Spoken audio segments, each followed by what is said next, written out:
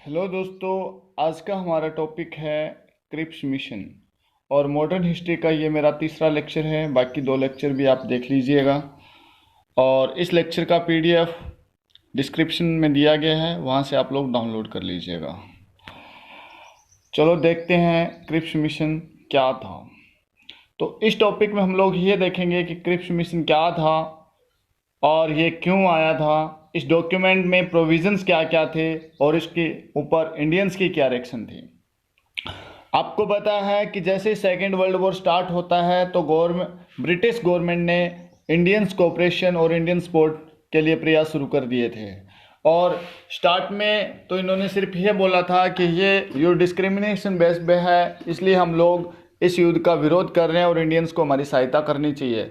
जब इंडियंस ने मानने से मना कर दिया तो इससे पहले इंडियंस को एक ऑफ़र दिया गया था, अगस्त ऑफ़र या लेन लेंथ वो अनाउंसमेंट्स, उसमें इंडियंस को कुछ पावर देने की बात की गई थी, लेकिन इंडियंस ने उन प्रोविजंस को भी रिजेक्ट कर दिया था, मतलब कि अगस्त ऑफ़र को रिजेक्ट कर दिया था। तो अब इंडियंस से दोबारा बात करने के लिए ब्रिटिश गवर्नमेंट इंडिया में एक मिशन भेजती है जिसके अध्यक्ष थे स्टैफोर्ड क्रिप्स, और ये मिशन मार्च 1942 में आता है। सॉरी, आप 1940 को काट के 1942 कर लीजिएगा। और उस टाइम ब्रिटेन के प्रधानमंत्री थे विंस्टन चर्चिल।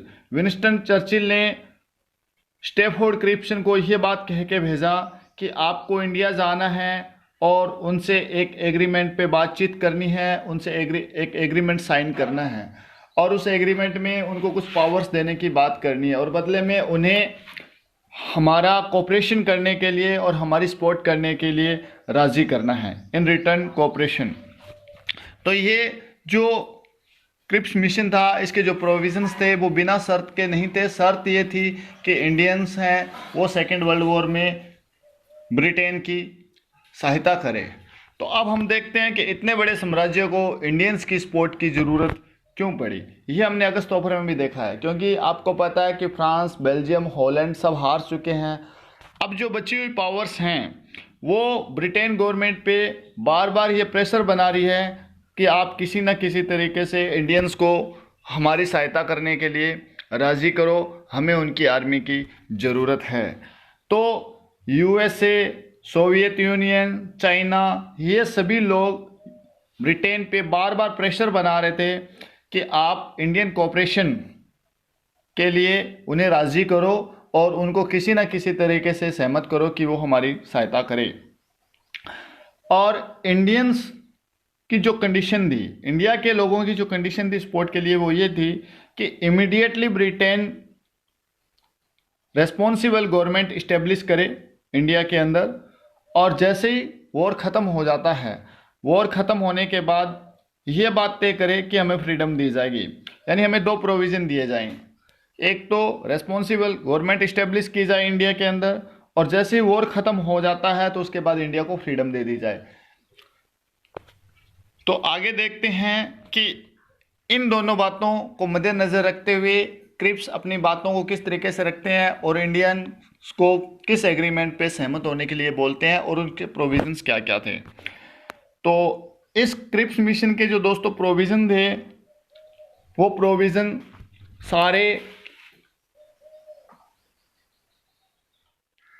क्रिप्स ने खुद ने तैयार किए थे।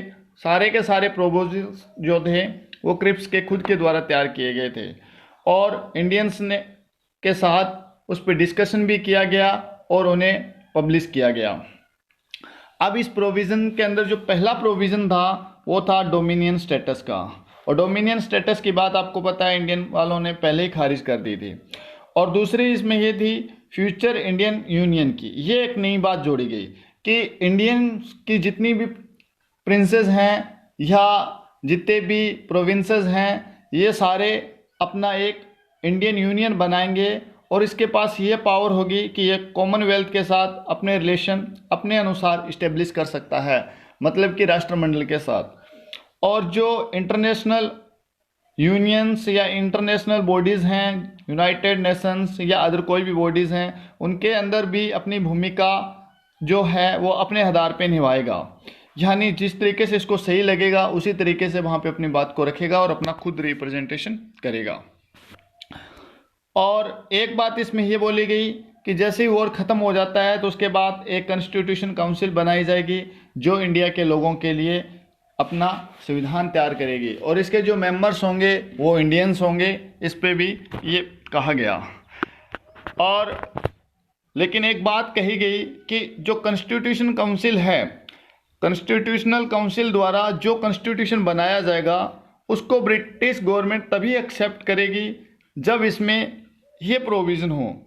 कॉन्स्टिट्यूशन जो है वो अगर किसी भी प्रांत या प्रोविंस द्वारा स्वीकार नहीं किया जाता है तो वो अलग हो सकती हैं, ये प्रोविज़न उसके अंदर होना चाहिए। और जो प्रांतें अलग होंगी उनके पास ये अधिकार होगा कि वो अपना कॉन्स्टिट्यूशन खुद बनाए।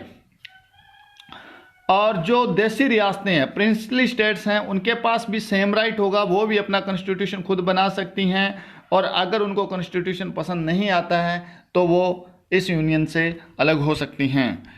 और इसके अलावा कुछ और प्रोविजंस थे।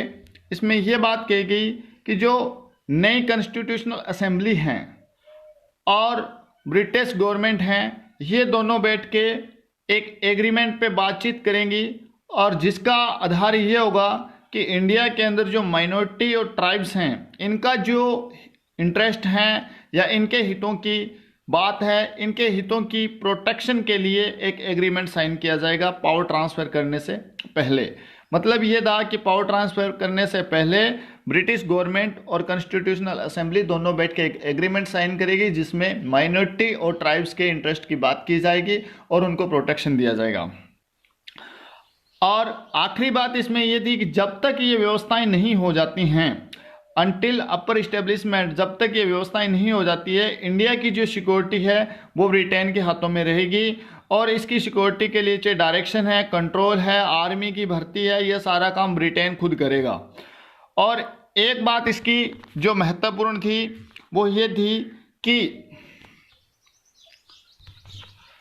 वायसराय की पावर्स हैं उनको डिक्रीज नहीं किया जाएगा। वायसराय की पावर सेम रहेगी जो पहले थी, उनमें किसी भी प्रकार की कोई कमी नहीं की जाएगी।